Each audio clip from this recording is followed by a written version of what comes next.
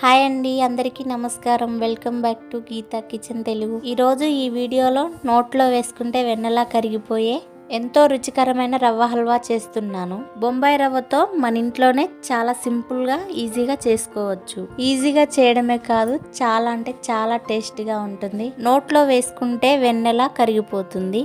చూస్తుంటే ఎప్పుడెప్పుడు తినేయాలా అనిపిస్తుంది కదూ. మరి ఇంకెందుకు ఆలస్యం, హల్వా ఎలా చేయాలో చూసేద్దాం.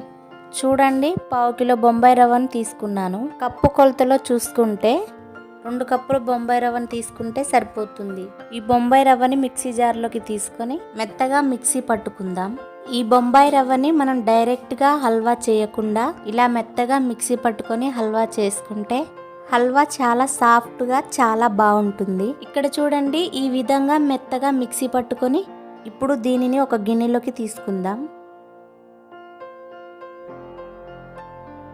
ఇలా గిన్నెలోకి తీసుకున్నాక ఇందులో 2 కప్పుల నీళ్లు పోసుకోవాలి.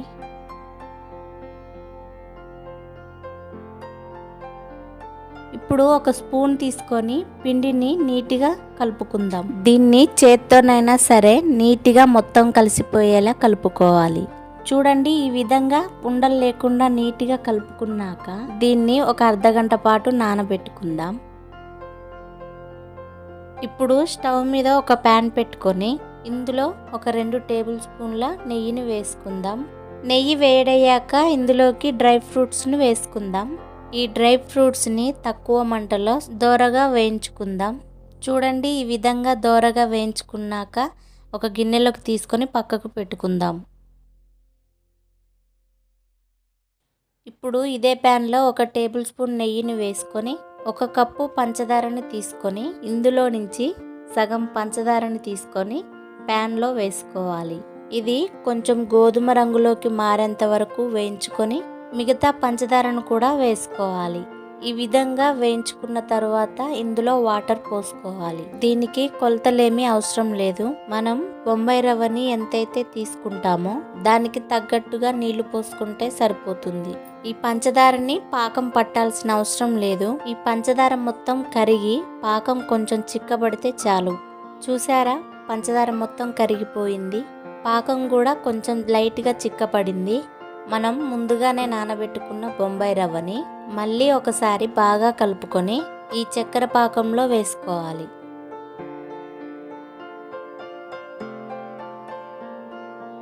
ఇలా వేసుకున్నాక ఈ బొంబాయి రవ్వని పంచదార పాకంలో కలిసిపోయేలా బాగా కలుపుకోవాలి. ఇందులో వాటర్ కొంచెం ఎక్కువైనట్లుగా అనిపిస్తుంది కదా, కానీ ఇది తొందరగానే మనకి గట్టిపడుతుంది.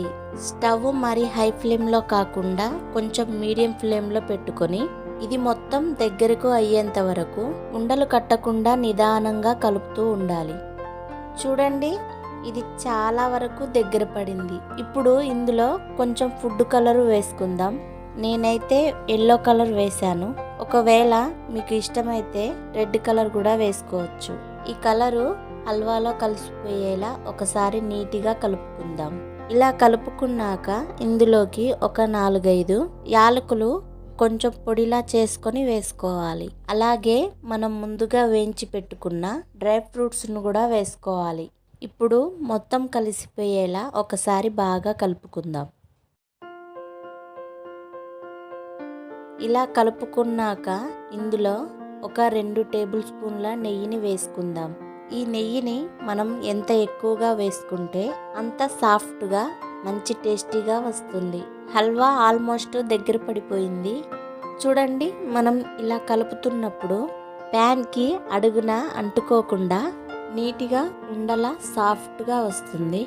చూడండి, ప్యాన్కి ఏమాత్రమూ అంటుకోకుండా చాలా పర్ఫెక్ట్గా వచ్చింది. ఇప్పుడు స్టవ్ ఆఫ్ చేసుకొని వేరే గిన్నెలోకి తీసుకుందాం. ఇంతేనండి, బొంబాయి రవ్వతో హల్వా చేయడం పూర్తయిపోయింది.